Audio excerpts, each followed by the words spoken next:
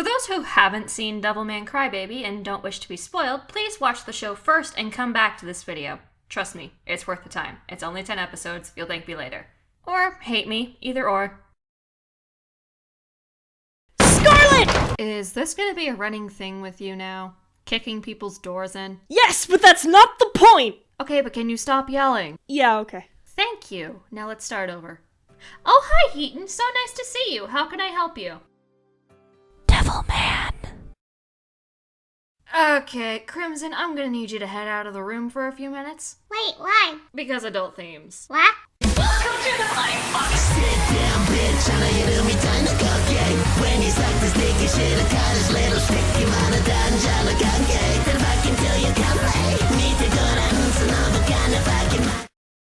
What I have for you today is a middle-aged woman trying to explain what makes Devilman disturbing and fucking it up!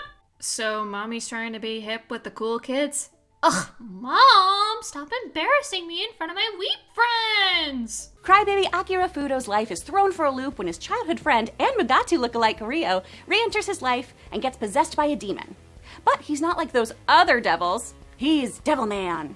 You're a man who possesses both the body of a devil as well as the heart of a human. Devilman. Groundbreaking. Devilman Crybaby feels like a throwback to 80s anime by upping the violence to an insanely graphic level and really playing the anything goes, it's Netflix card by rolling straight past fan service into softcore porn territory. Haha, the joke's on you! It's based on an 80s anime! Also, Devilman was already a violent show, it was just, revamped for a modern audience. That's not even counting the fucked up shit that happens in the manga, too. Netflix allowing this show on their platform has nothing to do with the content being over the top or messed up. It's all a matter of whether Netflix is interested in having something like this on their network and if it will make them money, which it did. Same thing can be said for shows like Castlevania. Don't forget Ajin! If you want to get stronger, just go out in the woods and hang yourself a few dozen times! Meh, sounds like a typical Saturday night. Wait, what? What? Now, I'm not an 11-year-old boy, so seeing boobs really isn't that exciting for me. And I felt the service was way over the top, frankly, distracting from what was more interesting. The demon hunting. Stop doing these weird upskirt shots and get back to hunting demons, bro! Because that is crazy messed up. I'm a really big fan of your choice of clips, like the shot of Akira looking through Miki's clothes where he's actively fighting an urge to rape her.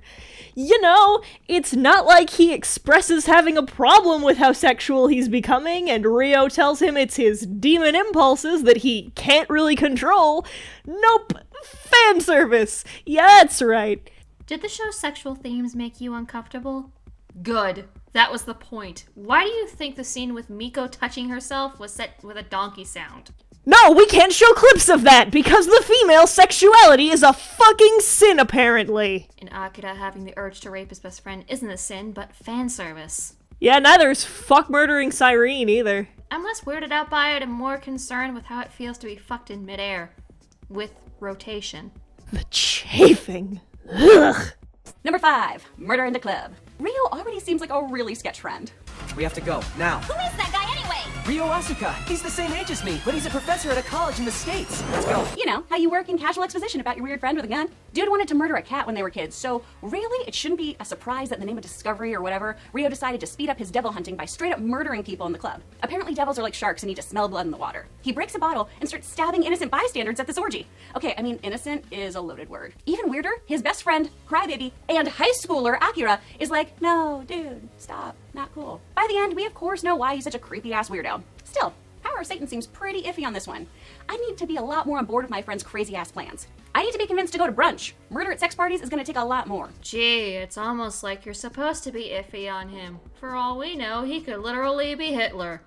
Or Satan. Okay, he doesn't murder people to speed up the process either. He says that the Sabbath party isn't debauched enough to summon a demon, let alone summon Amon. He starts stabbing people because demons won't appear if there's no blood. Period. Pun. Fuck you. And the fact that he wanted to kill the cat when he and Akira were younger is part of his character that does not take any value in human life or life in general, giving us the idea that maybe not everything is right with Ryo, and to even not trust him at his word. Even barring all of that, Ryo stabbing people is the most messed up thing in that scene. Not the people's bodies warping into horrible monsters, not the woman's vagina literally consuming someone, not Akira ripping the alligator demon in fucking half like a hot dog bun. No! Fucking... And please give Akira a bit more credit. He may have been a scrawny crybaby, but he actively did try to hold Rio back from killing people in the club, as you showed in that clip when you said this. Even weirder, his best friend, Crybaby, and high schooler Akira is like, no, dude, stop, not cool. Finally, I caught that subtle little jab. Well, not innocent. Yeah, they were. Those people just came to take E and... come, I guess. They were not starting shit until Rio fucking stabbed people! Skipping number 4, since, to be fair, yeah, it is pretty fucked up to have your dad possessed by a demon and murder your mom, and then have it get progressively worse, and worse, and worse. So many tears. Number 3, the single white female storyline. There was a very weird secondary single white female kind of storyline in the show between Miki and Miko, who is also Miki.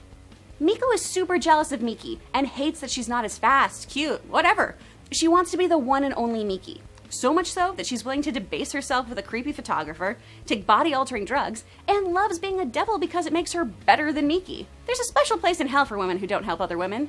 And are demons, obviously. So what's disturbing about that? Because they're not kissing by the end, that's what. I mean, yeah, but like, not that kind of disturbing. I like how she calls this subplot disturbing, but leaves out the only actual disturbing clip related to the subplot. You know, where Miko blows her own fucking brains out to save Miki, where she's in tears pleading the mob to spare her, and they're just chanting for her to just fucking kill herself already. Special place in hell for women who don't help other women. Uh-huh. Except for when they do. P.S. The clip that you showed of Miko at the club taking the quote-unquote body-altering drugs, that's not a body-altering drug, nor does it imply being how she got her Devilman powers. She was on a date, some motherfucker was possessed by a demon and killed everyone but her, turning her into a Devilman. That's how this shit works. How do you miss that in the first episode when Akira was turned into a Devilman? We're also skipping number 2 because number 2 is the entirety of episode 9! And for those of you who have seen Devilman Crybaby, you know that this should be number 1. But you know, it's not! Finally, number 1, the everything about Cyrene. Ugh, it's just so gross. I don't use the F word too often, but this show is foul. You know, that's actually kind of funny because Cyrene has those chicken legs. If you watch it, you'll get it. And if you are going to watch it, don't watch it with your door open to your porch. My neighbors already thought I was weird enough from the conversations I have with my dog, now this. I'm not getting invited to any block parties this year. Cyrene? Really?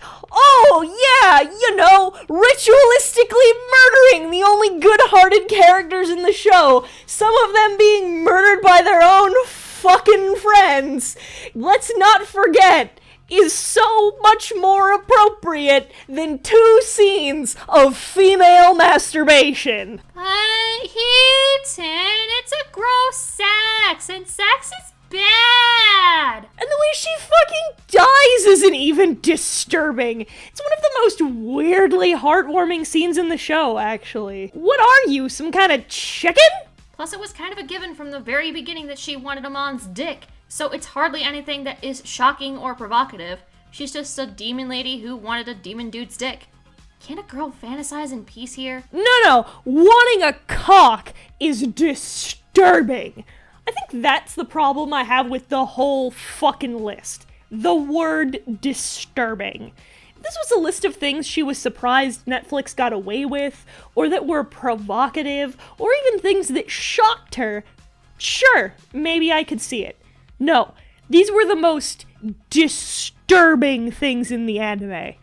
Fucking, this is why God nuked the world at the end, because people can't handle titties in their art. Honestly, this entire list was just a shallow cash-in for the sake of jumping on the Devilman Crybaby hype train, and it didn't even bring anything new to the table. I could get more substance out of watching Mother's Basement talk about the opening segment for the show, and get more insight for the themes than by watching a top 5 disturbing list when there's so many things for this list to pick out of the show. The way people died, the tear-jerking moments, of which you picked 2. This was just disappointing and a wasted opportunity. I can understand if the show isn't your cup of tea. It's not really something for everyone. But actively ignoring all the messages that the show was trying to convey in its themes is a disservice to the people who worked hard on its creation and the original source that had influenced the anime of today.